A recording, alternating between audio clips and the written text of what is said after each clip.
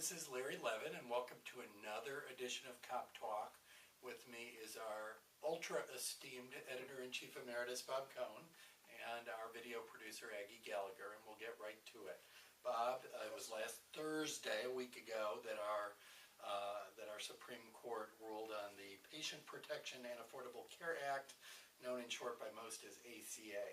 Talk about your views on this and how to look at it from a Jewish American perspective. Well, I think from a Jewish American perspective, we are mandated to feed the hungry, to take care of the ill and the needy among us. So in that sense, it was a great victory, politically and morally. From an attorney's point of view, the role of Roberts, and they talk about Roberts' Rules of Order, John Roberts, the Chief Justice, he, in a very ingenious way, found a way to uphold the constitutionality of the act by calling the mandate not a penalty but a tax over which Congress has broad authority. I thought it was a brilliant strategy that he used. I also think, and I agree with those who are saying he is an institutionalist, thinking of the increased polarization, Bush v. Gore, and some of the more politicized views. I think he wanted to break that pattern, and I think he succeeded in enhancing his historic judicial legacy by doing this. I don't think it was episodic. And also limiting the role of the Commerce Clause down the road to impart a more conservative perspective on the court going forward. So very disappointed about that aspect of the ruling, but very glad from a Jewish and social justice perspective. Let's talk about what's going on this week with the Presbyterian Church USA, which has threatened on many occasions in the past to pass resolutions calling for disinvestment from certain companies who do business with Israel and with the Israeli government. Talk to me about why you think they're selectively choosing this battle when there are so many human rights and religious rights battles out there to be had. And I would like to join with you in asking that question of the Presbyterian Church. I don't know how focused they are, for example, on the fact that 14,000 civilian Syrians have been murdered by their own Syrian troops. And there's this stony silence that comes to. And what's happening with the Coptic Church in Egypt. Exactly. And why zero in on Israel? I think there's a hardcore anti-Israel faction.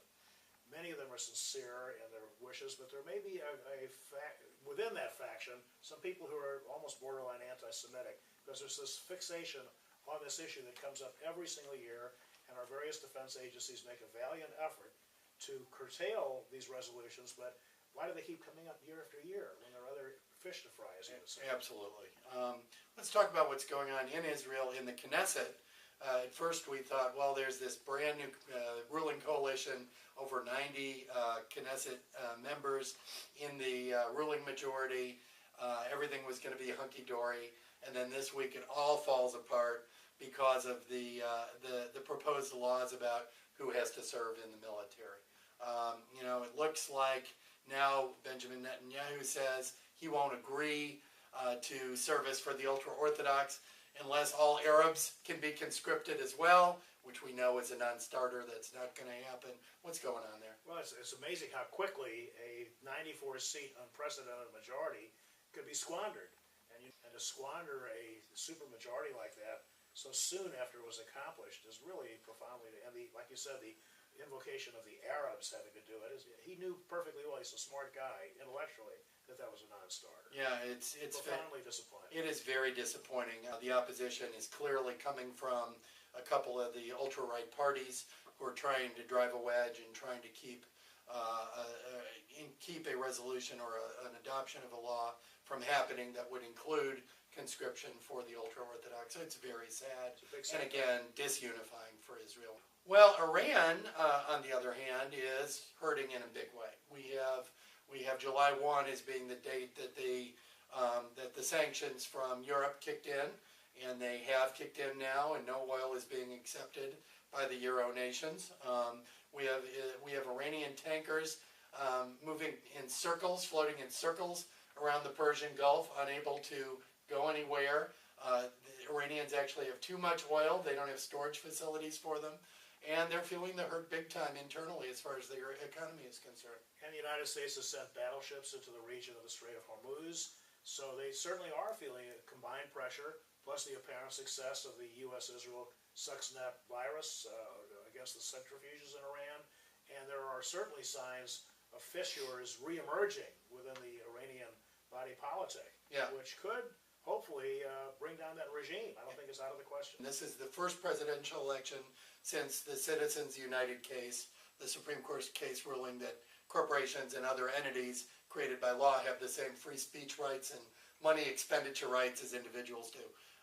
What do you think the influx of super PACs, which basically were enabled by that decision, and other big money will have this fall on the presidential and congressional elections? Probably sales of Nexium and other antacids will go up tremendously. I think the inventor of the mute button on the remote, who recently died, should get a posthumous Nobel Prize. It's just all, I just cringe at all of them, even those that are not supported by the super PACs, that are 100% negative. And I think it has contributed not to a malaise, but to a really dangerous cynicism among American voters about all politics when they get the nonstop stuff. Your reflections on Independence Day in this particular year of 2012? Well, 236 years of American independence. It sounds corny, but I think we are so blessed as members of a minority to live in this country for 236 years, imperfect though it may be. The fact that you and I, on a televised program, can say that it's imperfect, can criticize our elected and other leaders, and do so without fear of being put in jail or persecuted for that, it is quite remarkable. And I feel very blessed, as I'm sure you do, to live in this dynamic democracy. I do too, and thank you for those kind words. And watch for an interview coming up this week. We'll be interviewing on video Morton Klein, head of the Zionist Organization of America, who Bob interviewed for the paper last week. He'll be in our offices next week, and we'll put that interview on the web for you. Till next time, Bob Cohn, Aggie, me, take care. We'll see you soon.